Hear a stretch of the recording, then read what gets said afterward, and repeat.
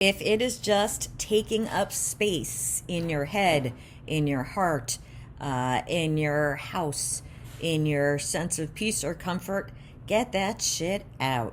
Today we're going to talk about cleaning house, and I don't actually mean cleaning the house, although that might be part of it.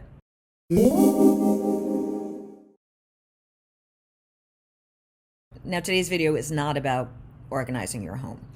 It's about organizing your life, but kind of using some of Marie Kondo's tools for organization.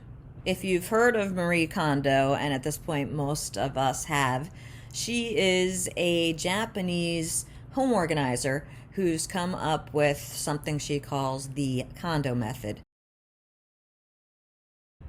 But first, if you're into mindfulness for the not too woo-woo, please subscribe to my channel. Give the video a thumbs up, comment below. I read and respond to the comments. And also, I've got a new book for sale, Mindfulness for People Who Suck at Being Mindful. I'll link that below as well. So in my book, I talk about doing sort of a life autopsy or a dissection process, which is very much like what Marie Kondo does in her Kondo method. She goes with people, if you haven't seen the show, she goes with people into their homes. People are being overwhelmed by clutter and stuff. And she asks people sort of, how do you feel about this? Do you hate it? Is it neutral? Or does it spark joy? And if it doesn't spark joy, she sort of recommends getting rid of it. And I just think this is such a genius thing to think about and to utilize for all areas of my life.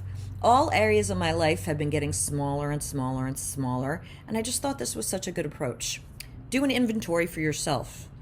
You can do a people inventory. Do you have friends, family members, relationships that are not furthering you or bettering you or nurturing you in any way? Are they just taking up space? Now, I'm not trying to sound cruel or cold-hearted. I'm not saying be mean and kick them to the curb. I'm saying reorganize them, either where you put them in your life or where you put them in your brain. Since I left Los Angeles, when I got sick a couple of years ago, I have had to do that with so many people who I realized I was holding them in my head and holding them in my heart, and they were no longer doing the same for me. So yes, they were just taking up space. No ill will towards them, no madness, but it's time to streamline and prioritize your own life. How about your habits? For me, I did my little inventory, my dissection process, my autopsy. The food I was feeding myself, the sugar, the amount of alcohol I was drinking, the occasional cigarette smoking.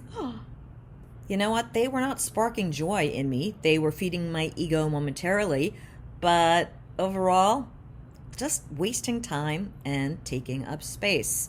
Not gonna lie, I'm not a nun, I'm not a saint, I'm not perfect, but I am more mindful of where things fall in my life and how much time and space I give to them. And thirdly, let's talk about your home for a second. I talk about it in the book. I mean, you might be able to see, like, I like decorating and I like eclectic stuff.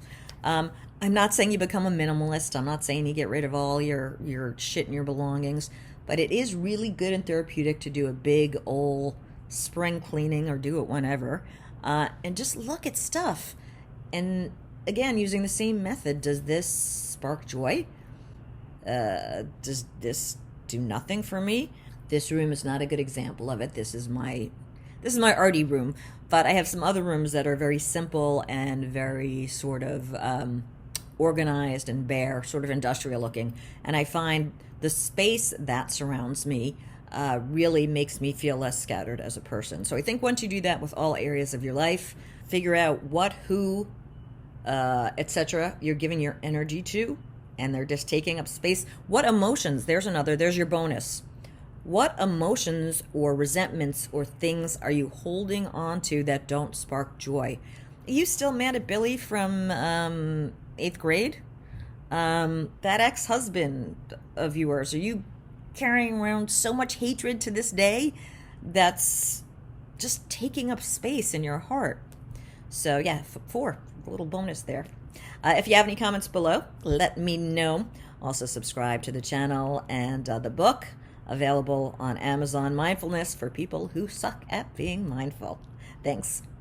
Subscribe to the blog, maximizelife.com, on YouTube, a Maximize Life, on Instagram, a.maximizelife, and on Twitter, at DJ Melissa Maxx. 2 X's.